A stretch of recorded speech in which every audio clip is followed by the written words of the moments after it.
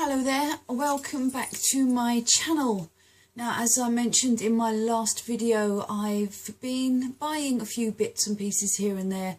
You know what I'm like, I can't actually walk past a charity shop. I have to go in because you just never know. And I picked up some nice bits and pieces, so I thought I would share them with you. I'm going to start with some housey type things, well, because I can. The first one is this rather splendid mug. It is huge.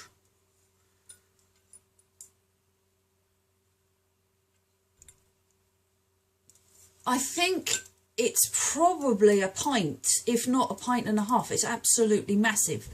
Now, the reason I bought this is for my dad.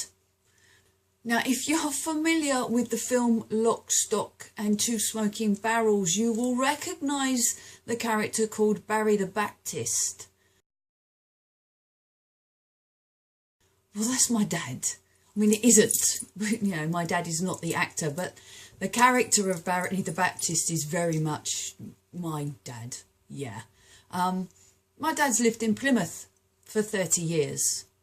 But whilst you can take the boy out of South London, you can't take the South London out of the boy. He's still very much a South London thug. So when we saw this mug, which said the governor, hubby and I thought we just had to have it. So I need to find a time to get down to Plymouth so that I can give it to my dad. The next two items are actually not for the house. They're for camp, although one of them might sneak its way into the house as well. The first is just a rather nice little black jug. Now, obviously, when we're travelling backwards and forwards to camp, everything gets packed up, and quite often our bits and pieces, you know, they get chipped or they get broken. I've gone through about 4 jugs. I don't know what I do with jugs, but I don't know. I just break them. So I spotted this nice little black one. We've got some mugs and things at camp made out of the same kind of black glazed pottery stuff, so I thought that went rather nicely. The next thing, which is the thing that may sneak its way into the house, is this rather splendid lantern. I'll go back a bit so you can see it. It's very tall and very slim. So I'm going to have to find some very tall, very slim candles. It doesn't have any kind of holder at the bottom. I would imagine that a pillar candle would be best in here because... Oh, no, I take it back. I might get a tall, skinny church candle in there because it's a double open aperture. So, yeah, maybe. Either way, nice little hanger on the top. So that will look lovely in the tent or outside the tent or possibly in the bathroom. And talking of the bathroom, our bathroom is black and white with accents of teal, don't you know? And I happened to spot this little earring that was just all on its own in one of the charity shops. It didn't have a pair. Can you see that? I just thought it was rather pretty. So I brought it home and I've stuck it on a key. I repurposed a cupboard to hide the white plastic shower unit.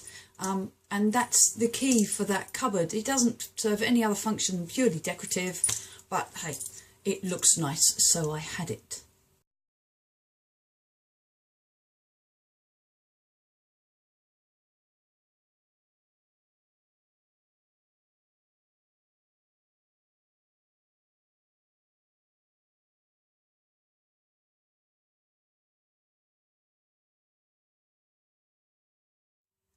The next items I've got are clothing. The first 2 items are quite summery, but hey, you know, you go to gigs and things in the winter, you don't want to be completely layered up. And they are quite similar in style, these kind of off-the-shoulder gypsy type blouses. Here's the first one. It's got a kind of ribbed effect fabric. Let me show you that.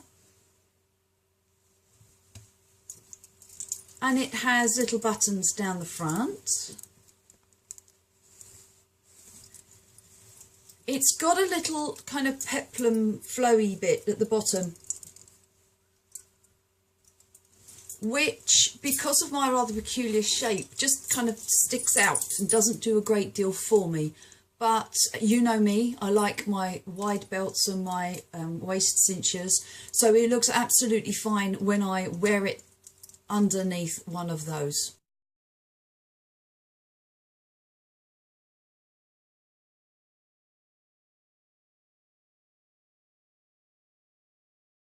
Similar kind of top, this one.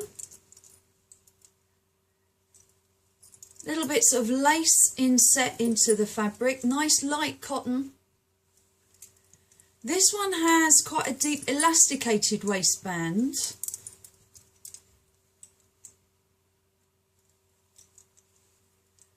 So I suppose really I could wear this potentially without having to tuck this into a waist belt.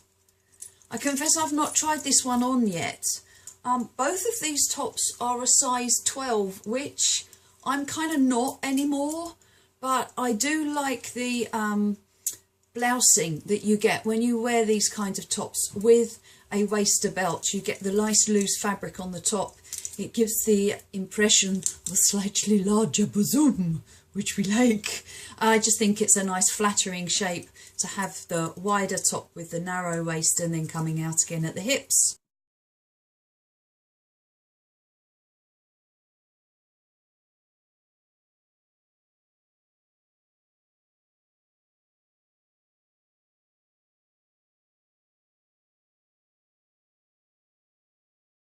This is rather a nice little blouse.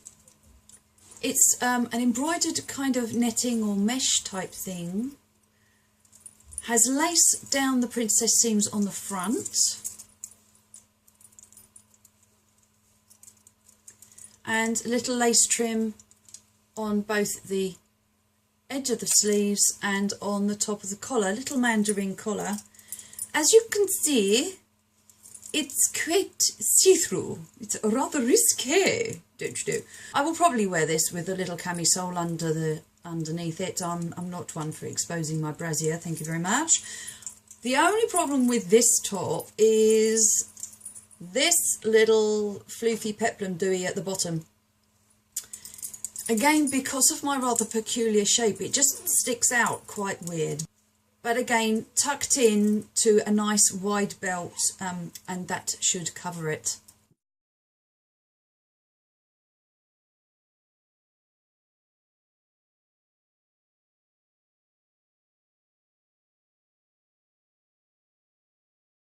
Picked up a couple of skirts at the alternative bring and buy sale. Oh, the meow in the background is Lemmy. Hello, baby. The first one is quite a thick fabric. It's a jersey, slight stretch, not huge. It is elasticated waist, multi-panelled fit and flare. I don't know who made it originally because whoever it was that owned it before has cut the label out. But what this person has also done is stitched on the D-rings down the back seams to make it into a corset back skirt. Can you see that? That's something I've done myself on one of my old skirts. I will leave the link in the description box below so you can have instructions if you want to do the same thing to one of yours. It's a really easy way to kind of zhuzh up an old skirt.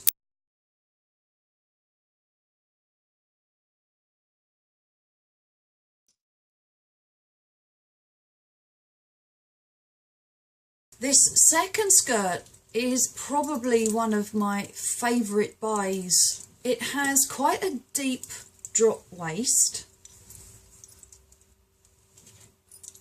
and coming from that waist are a number of panels, and on each panel there is another piece of fabric that is sewn in across the top and down one seam, so you get this extra ruffle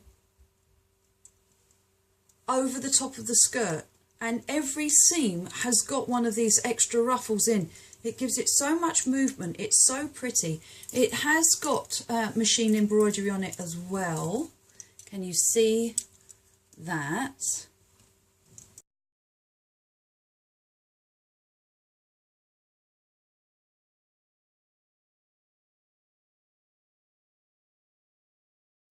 And this was quite a revelation actually, because I noticed that this and a couple of my other skirts, although I've bought them in charity shops, they all come from the same shop originally.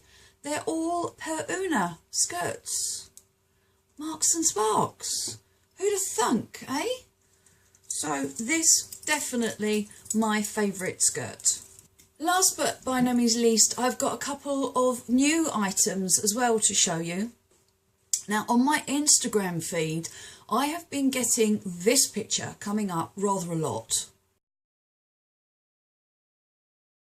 Now I'm not a hoodie wearer. I've got one hooded sweatshirt, which is my Domus sweatshirt, and I only generally wear that going to and from camp or to Domus events.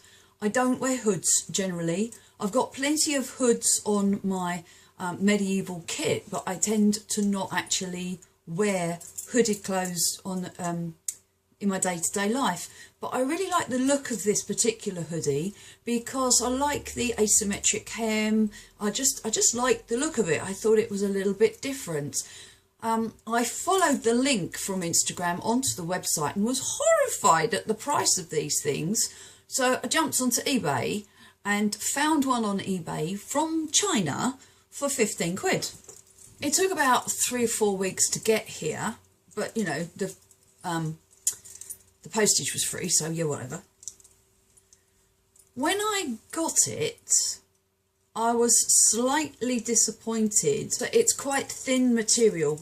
It'd probably be okay for autumn, definitely not good enough for winter. And being that this is made in China, it's Asian sizes. Now I ordered myself an extra large and it's all right, but I don't think I'd be able to get much under the arms. The sleeves will be a little bit snug, I think, if I'm wearing anything other than a really thin thermal t-shirt.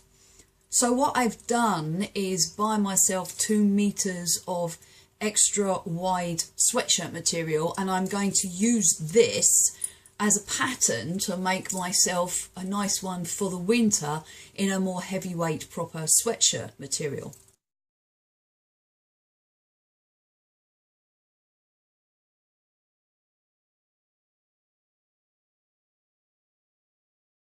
Now the other thing I've got myself is a new pair of boots, predominantly for work. I've got some really extremely pointy-toed boots that I like to wear, but they have got heels on them, which when I'm in phlebotomy mode, it's really not the best idea to be wearing heeled boots. I've got my Goth Pikes, which are flat, but they were silly expensive money, and I really don't want to be wearing my very bestest Goth Pike boots to work. So again, jumped on eBay and found a nice pair of little ankle boots. They are faux leather. They're plastic, come on, faux leather or vegan leather. They're plastic, but they were only 22 quid, and that included the postage and packing. Here they are. Not hugely pointed. They'll do,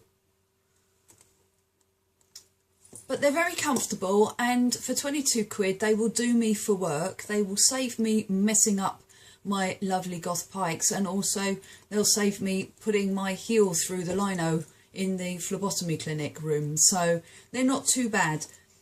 Again, because they've come from Asia, I have gone for a 6.5. I would normally wear a 6. And actually my left foot is close to a 5.5. I have found sometimes with the Asian shoes, and also shoes from Dykeman, strangely enough, if I get the 6.5, they are comfortable on my bad foot.